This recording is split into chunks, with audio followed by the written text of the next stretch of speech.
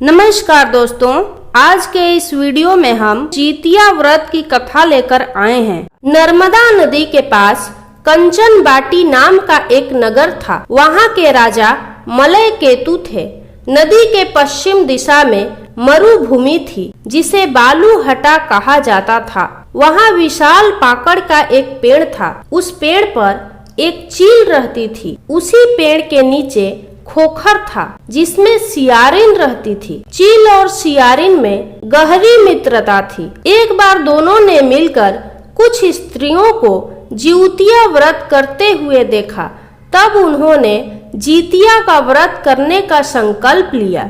फिर दोनों ने भगवान जिमुतवाहन की पूजा करने के लिए निर्जला व्रत रखा। व्रत के दिन उस नगर के बड़े व्यापारी की मृत्यु हो गई और व्यापारी का दाह संस्कार वही मरुस्थल पर ही किया गया।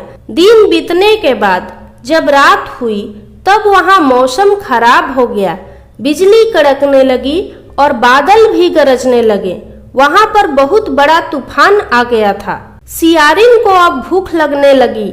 मुर्दा देखकर वह खुद को रोक नहीं पाई और उसने व्यापारी के मृत शरीर को खा लिया और उसका व्रत टूट गया। पर चील ने संयम रखा और नियम व श्रद्धा से अगले दिन व्रत का पारण किया। फिर अगले जन्म में दोनों सहेलियों ने ब्राह्मण के परिवार में पुत्रियों के रूप में जन्म लिया। चील बड़ी बहन बनी और उसका नाम शीलवती रखा गया। शीलवती की शादी बुद्धिसेन के साथ हुई। सियारिन छोटी बहन के रूप में जन्मी और उसका नाम कपूरावती रखा कपूरावती कपूरावती की शादी नगर के राजा मलय केतु से हुई। अब कपूरावती कंचन बाटी नगर की रानी बन गई। भगवान जिउतवाहन के आशीर्वाद से शीलवती के 7 बेटे हुए, पर कपूरावती के सभी बच्चे जन्म लेते ही मर जाते थे। कुछ समय बाद शीलवती के 7 पुत्र बड़े हो गए। वे सभी राजा के दरबार में काम करने लगे।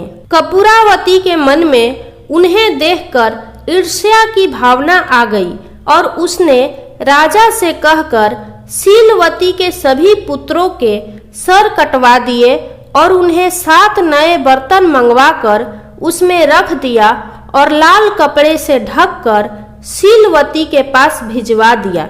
यह देखकर भगवान जिउतवाहन ने मिट्टी से 7 भाइयों के सर बनाए और सभी के सिर को उनके धड़ से जोड़कर उन पर अमृत छिड़क दिया, जिससे सभी में जान आ गई और शीलवती के 7 पुत्र जीवित हो गए और घर लौट आए। जो कटे हुए सिर रानी ने भेजे थे वे फल बन गए।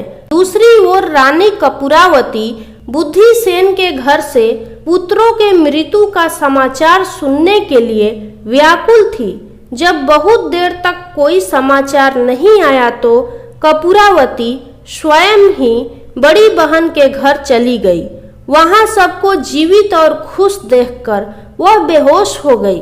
जब उसे होश आया तो उसने अपनी बहन को सारी बात बताई। अब उसे अपनी गलती पर पछतावा हो रहा था। भगवान जिउतवाहन की कृपा से शीलवती को पूर्व जन्म की बातें याद आ गई।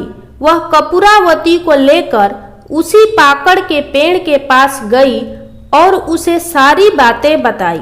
सारी बातें सुनकर कपूरावती बेहोश हो गई और मृत्यु को प्राप्त हुई। जब राजा को इसकी खबर मिली तो उन्होंने उसी जगह पर जाकर पाकड़ के पेड़ के नीचे कपूरावती का दाह संस्कार कर दिया। इस प्रकार जितिया व्रत की कथा संपन्न हुई। कहानी सुनने वालों का भी भला और सुनाने वालों का भी भला। यदि आपको यह कथा पसंद आई हो तो कमेंट बॉक्स में जिउतवाहन भगवान की जय जरूर लिखें।